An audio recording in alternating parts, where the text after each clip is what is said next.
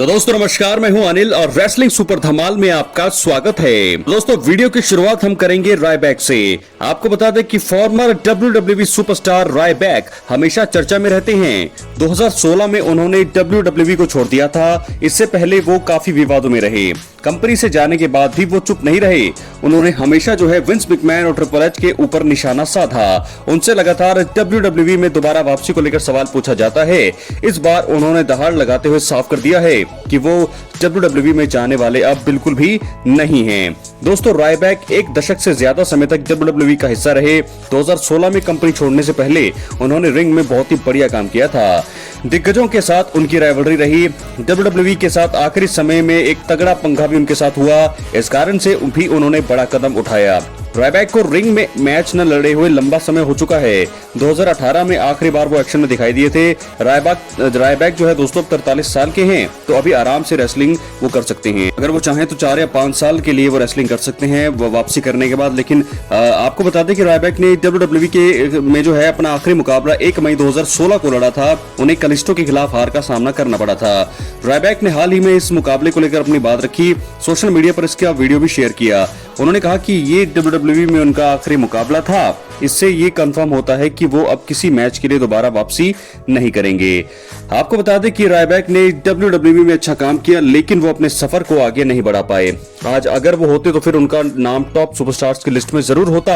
Rybak ने हमेशा अपनी ताकत से दुश्मनों का बुरा हाल किया है। उनकी बॉडी भी जबरदस्त थी। हालांकि अब ट्रिपल एच के राज में उनकी वापसी असंभव है। कुछ महीनों पहले रायबैक ने कहा था कि गलतियों को सुधारने की जरूरत है और अगर रॉक इसमें शामिल होते हैं तो वो जरूर वापसी के बारे में सोचेंगे।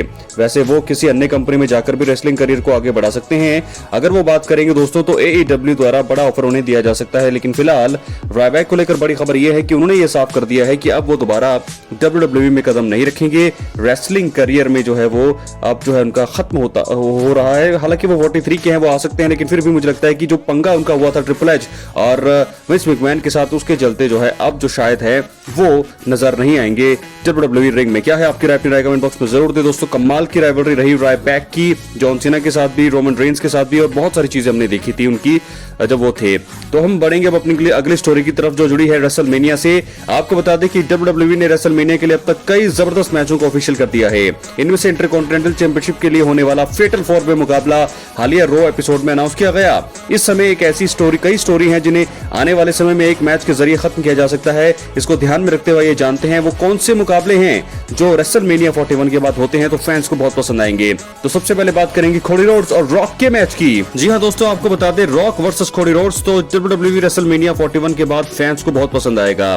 द रॉक ने 8 अप्रैल 2024 के हुए रॉ एपिसोड में undisputed WWE champion Cody Rhodes को कहा था कि वो वापसी करने के बाद उनकी चैंपियनशिप को जीतने का प्रयास करेंगे।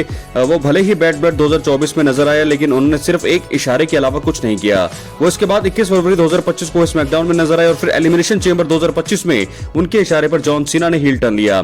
अब यह संभव है कि रॉक के चलते रोड्स रेसलमेनिया 41 में अपना टाइटल हार जाएं और इसके बाद रॉक और कोडी के बीच मैच हो सकता है, तो फैंस को पसंद आएगा। तो वैसे भी अब ये मुकाबला मुझे लगता है नॉन टाइटल मैच के लिए ज्यादा समझ में आ रहा है, क्योंकि जॉन सीना के साथ टाइटल मैच है। जॉन सीना को जीतना है इस मुकाबले में, तो टाइटल मुकाबला तो जॉन सीना जीतेंगे, लेकिन रॉक और कोडी रोड्स का जो इतिहास है वो अब थोड़ा लंबा होता जा रहा है। और ऐसे में rock versus Cody Rhodes match अभी भी पेंडिंग है और कोडी रोड्स ने इंटरव्यू में कहा है कि रॉक के 2 मुकाबले अभी भी शेष हैं। पहला मुकाबला तो उनके साथ और दूसरा रोमन के साथ वो देखना पसंद करेंगे। तो मुझे लगता है कि कोडी और रॉक मुकाबला अभी भी हो सकता है और ये रेसलमेनिया 41 के बाद होगा तो मजा और भी आने वाला है। तो कोडी वर्सेस रॉक एक मुकाबला है। एक और मुकाबले की हम बात करना चाहेंगे तो दूसरा मुकाबला है रोमन रेंस वर्सेस गुंथर। एक ड्रीम मुकाबला है दोस्तों जो रेसलमेनिया 41 के बाद हो सकता है। तो दोस्तों आपको बता दें कि रोमन रेंस रेसलमेनिया 41 में पंक और रॉलिंस के खिलाफ ट्रिपल थ्रेट मुकाबले का हिस्सा बनेंगे। इसके बाद वो चाहे तो अपने द ब्लड लाइन मेंबर और कजन जिमी ऊसो पर गुंथर के हमले का बदला लेने का प्रयास कर सकते हैं। जे ऊसो और world heavyweight champion Gunther WrestleMania 41 में एक टाइटल मैच का हिस्सा हैं। इवेंट के खत्म होने के बाद किसी शो में रोमन रेंस आकर गुंथर से जिमी पर हमला करने का कारण पूछ सकते हैं। गुंथर ये कहकर बात को टाल सकते हैं कि उन्हें रोमन रेंस को जवाब देने की जरूरत नहीं है।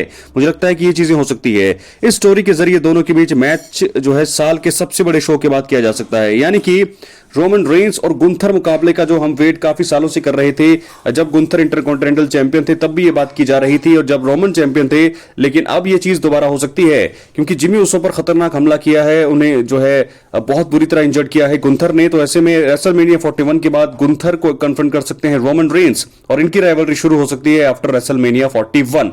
तो क्या होगा, क्या है आपके अपनी राय कमेंट बॉक्स में जरूर दे। बहुत ही बड़ा मुकाबला ये होगा। गुंथर को आप सब जानते हैं, पहले वो इंटरकॉन्टिनेंटल चैंपियन रहे और अब वर्ल्ड हैवीवेट चैंपियन, कमाल के डोमिनेट सुपरस्टार है। और रोमन रेंस को तो हम सब जानते ही हैं। और एक और मुकाबले की मैं बात कर लेता हूं, रोमन वर्सेस रॉक।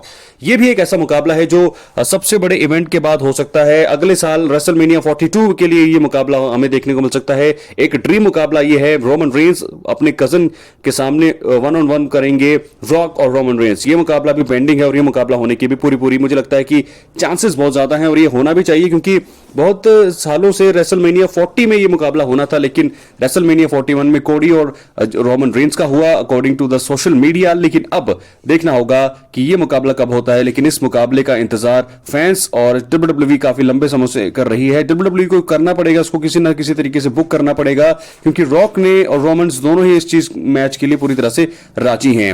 अब हम दोस्तों इसके बाद बढ़ेंगे अगले मैच की तरफ जो रेसलमेनिया 41 के लिए तैयार किया गया है, यानी कि अनाउंस किया गया है। ट्रिपल थ्रेट मुकाबला वुमेन्स वर्ल्ड चैंपियनशिप के लिए रिया रिप्ली, इयो स्काई और बियंका ब्लेयर के बीच ट्रिपल सेट मुकाबला होगा रेसलमेनिया 41 के मंच पर। इयो स्काई डिफेंड करेंगे अपने टाइटल को, और ऐसे में अब यह मुकाबला काफी अनप्रेडिक्टेबल हो चुका है। दोस्तों आपको बता दें कि बियंका ब्लेयर ने एलिमिनेशन चेंबर जीता और इयो स्काई वर्ल्ड चैंपियन बनी, तो इन दोनों का 1-on-1 मुकाबला होना था। लेकिन रिया रिप्ली के इंटरप्ट चलते रिया रिप्ली ने कॉन्ट्रैक्ट साइन किया, उनको बीच में अपना रीमैच चाहिए था इयो स्काई से, इसलिए जिसके चलते ये मुकाबला जो है ट्रिपल सेट मुकाबले में वो किया गया है। और अब देखना होगा कि कौन जीतेगा। वैसे आपकी प्रेडिक्शन क्या है, कौन जीतेगा ट्रिपल सेट मुकाबले में? अब हम बढ़ेंगे अगली स्टोरी की तरफ। रोमन रेंस से जुड़ी हुई ये स्टोरी है। अगले हफ्ते रॉ में आने वाले हैं रोमन रेंस। इस हफ्ते रॉ में हमने देखा किस प्रकार सेथ रॉलिंस और पॉल हेमन का सेगमेंट, एक फेवर की बात वहां भी हमने देखी।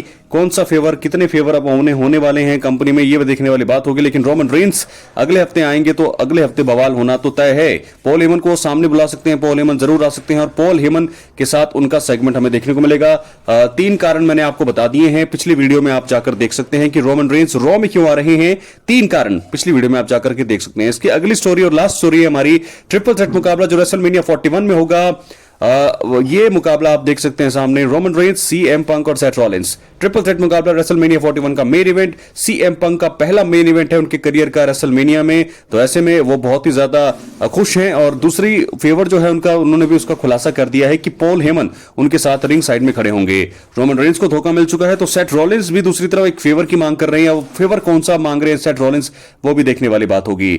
रोमन रेंस को अकेले अब आना पड़ेगा। रोमन रेंस की हार डब्ल्यूडब्ल्यूई के लिए घाटे का सौदा होगा, और फैंस का गुस्सा भी फूटेगा।